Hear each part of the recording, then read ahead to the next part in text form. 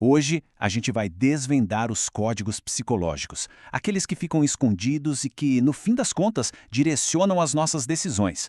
Seja na persuasão, numa negociação ou até mesmo nas finanças. Existem umas chaves mestras que, olha, se a gente entende como elas funcionam, o jogo pode mudar completamente. Vamos começar com essa confissão aqui que é brutalmente honesta. E ela não vem de qualquer um, não. Vem de Robert Cialdini, um dos maiores psicólogos sociais do nosso tempo. Ele mesmo admite que já foi presa fácil para todo tipo de vendedor. Isso já define o problema central que, vamos combinar, todo mundo enfrenta em algum momento. Essa é a grande pergunta, né? O que é que leva a gente a concordar com coisas que, lá no fundo, a gente não quer?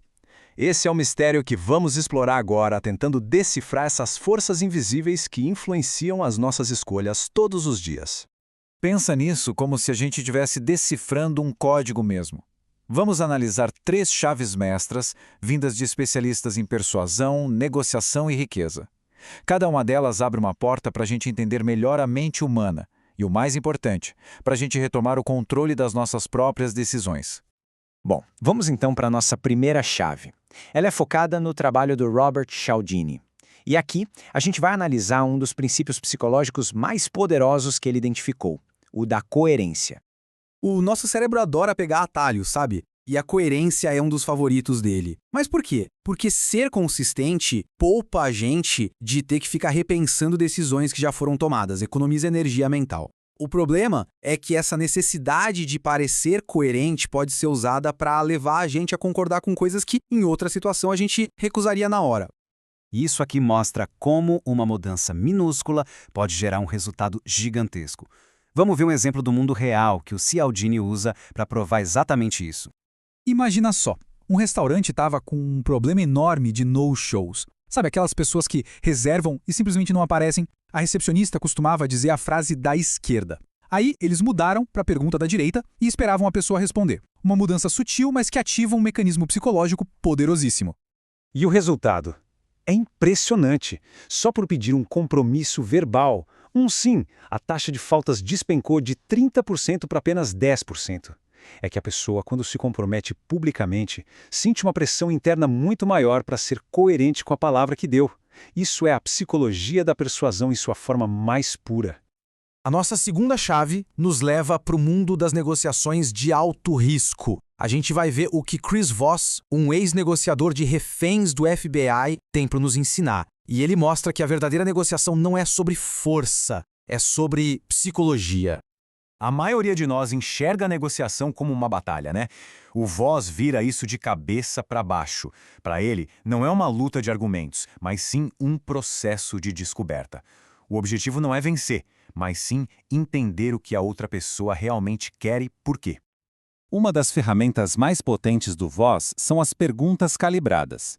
Basicamente, são perguntas abertas, que geralmente começam com como ou o quê, e que não podem ser respondidas com um simples sim ou não. A ideia é fazer a outra pessoa parar, pensar e começar a resolver o seu problema para você, dando a ela a ilusão de que ela está no controle da situação. Esse é o exemplo clássico. Em vez de dizer eu não posso fazer isso, que já cria um confronto, a pergunta é como eu deveria fazer isso? Isso transfere o problema. Não é um não, é um pedido de ajuda. E isso faz com que a outra pessoa tenha que pensar numa solução que funcione para todo mundo. E ele também usa outras ferramentas de empatia. A voz de locutor de FM é aquele tom de voz calmo, descendente, que sinaliza controle.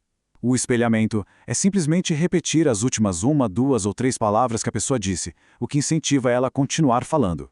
E a rotulagem é quando você identifica a emoção do outro dizendo algo como parece que essa situação é frustrante para você, o que faz a pessoa se sentir compreendida.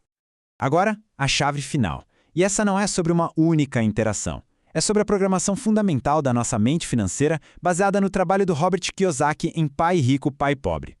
O Kiyosaki coloca em contraste 2 mentalidades. A do pai pobre, que é reativa, limitante, e a do pai rico, que é proativa, expansiva. A primeira frase, não posso comprar isso, basicamente desliga o cérebro. A segunda, como posso comprar isso, liga o cérebro e o força a procurar soluções. Kiyosaki simplifica tudo com essas 2 definições. Parece incrivelmente simples, né? Mas a maioria das pessoas confunde as 2 coisas. Elas compram passivos, como um carro caro ou uma casa que gera mais despesa do que renda, achando que são ativos. E a estratégia dele é igualmente direta. Primeiro passo, entender essa diferença. Segundo, focar toda a energia em adquirir ativos que geram renda, ações, imóveis para alugar, negócios. Terceiro, e só depois disso, usar o fluxo de caixa desses ativos para comprar os luxos da vida. A classe média geralmente faz o contrário. Compra os luxos primeiro com o salário e acaba se endividando. Então, como é que a gente conecta tudo isso? A gente viu que essas três chaves, embora pareçam bem diferentes, na verdade abrem a mesma porta. A de um entendimento mais profundo da psicologia que governa nosso comportamento em todas as áreas da vida. Então, aqui está o kit de ferramentas. A primeira chave, do Cialdini, ensina como o compromisso molda a ação. A segunda, do Voss, mostra como a empatia se torna uma ferramenta estratégica.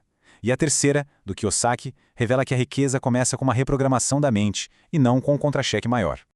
E é aqui que tudo se conecta. Seja para persuadir alguém, negociar um acordo ou construir riqueza, lá no fundo tudo é uma conversa. E o sucesso depende do quão bem a gente entende a psicologia humana que está por trás de tudo isso. No final das contas, o conhecimento desses códigos dá pra gente uma escolha. A gente pode continuar sendo só um ator em roteiros escritos por outras pessoas, ou pode pegar a caneta e escrever o nosso próprio roteiro. A questão não é se o jogo está sendo jogado, mas sim quem está no controle.